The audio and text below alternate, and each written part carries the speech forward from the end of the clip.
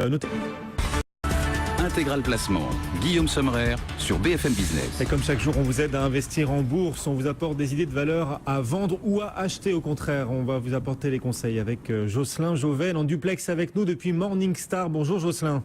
Bonjour Guillaume. Jocelyn Joven, rédacteur en chef chez Morningstar France. Vous allez nous proposer, Jocelyn, 2 ou 3 sociétés à acheter ou au contraire à vendre. Déjà, la valeur que vous recommandez particulièrement sur les marchés aujourd'hui, c'est laquelle ? Écoutez, la valeur qu'on aime bien chez Morningstar, c'est Fiat, donc le constructeur automobile, qui est une société qui a présenté un plan ambitieux au mois de mai, un plan qui a un peu déçu le marché parce que la société avait publié juste après des résultats qui étaient jugés décevants. Mais chez Morningstar, on pense que ce titre a encore un énorme potentiel. Une valeur qui, au cours actuel, en fait, intègre un scénario du pire. Ouais, on est aux alentours de 7,60 € ce matin pour le titre Fiat, et pour vous, c'est pas assez? Non, nous, notre fair value, notre valeur estimée de la société, c'est plutôt 14 €. En fait, on considère qu'à 8 €, le marché intègre un scénario noir de recul des ventes, de stagnation des marges et d'un chiffre d'affaires qui plafonnerait autour de 80 milliards d'euros dans les années à venir, alors que l'année dernière, Fiat a réalisé 86 milliards d'euros.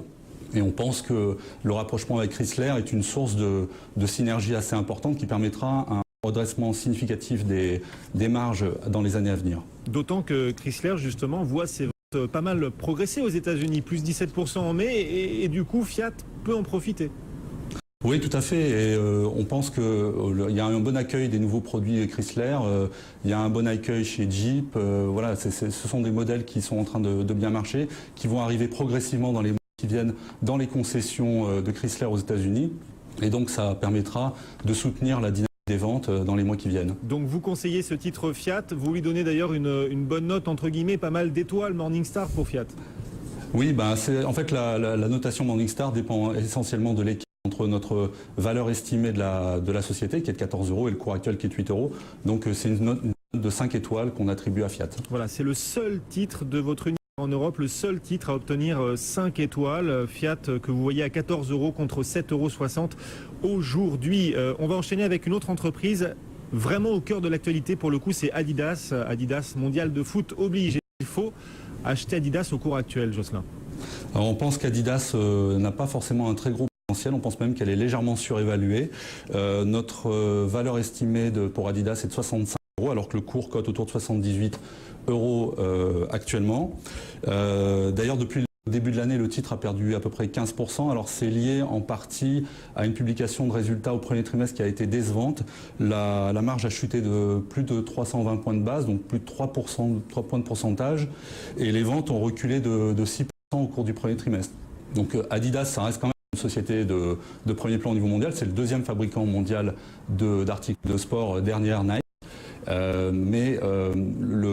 vous voulez, le positionnement en termes de produits de marché manque de dynamisme actuellement. On pense d'ailleurs que le fait que le cours soit très supérieur à notre valeur estimée, c'est notamment lié bien sûr à la Coupe du Monde, au dynamisme qui est attendu des ventes à court terme. Mais généralement, après une Coupe du Monde, l'activité tend à rechuter. Il y a un effet de base de comparaison, si vous voulez, qui devient très défavorable.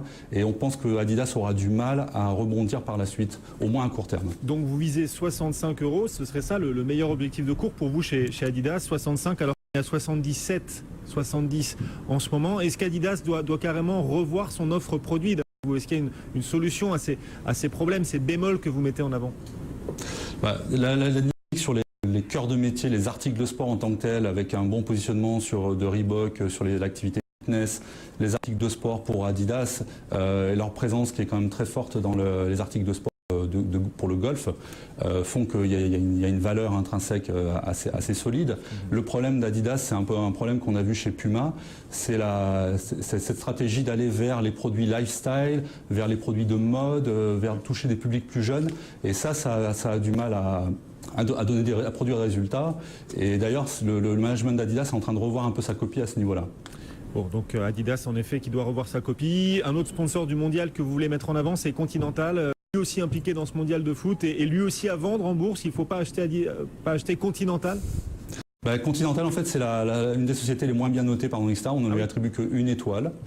C'est un titre qui, à notre avis, vaut à peu près 110 € et qui cote un peu plus de 170 euros, ou autour de 170 euros actuellement. Donc il y a de très fortes attentes vis-à-vis de Continental. Dans Continental, rapidement, c'est 33 milliards de chiffre d'affaires, 20 milliards dans l'équipement automobile, 13 milliards dans le pneumatique, donc ce pourquoi la société est la plus connue.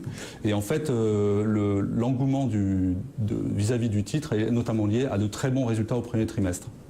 Très bons résultats au trimestre qui devrait pas se confirmer pour vous, enfin qui justifie pas le cours actuel, c'est-à-dire que les bases de comparaison vont devenir compliquées, le pricing power est de plus en plus remis en cause chez les équipementiers pneumatiques.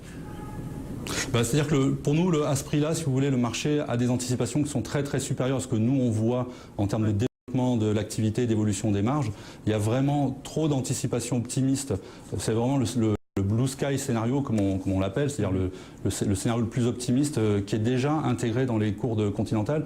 Il faut quand même rappeler que le secteur automobile, c'est une industrie très fortement intensive en capital, que les équipements comme les constructeurs doivent fortement investir en recherche et développement pour arriver à rester toujours en pointe sur le marché, à offrir des produits qui plaisent aux clients.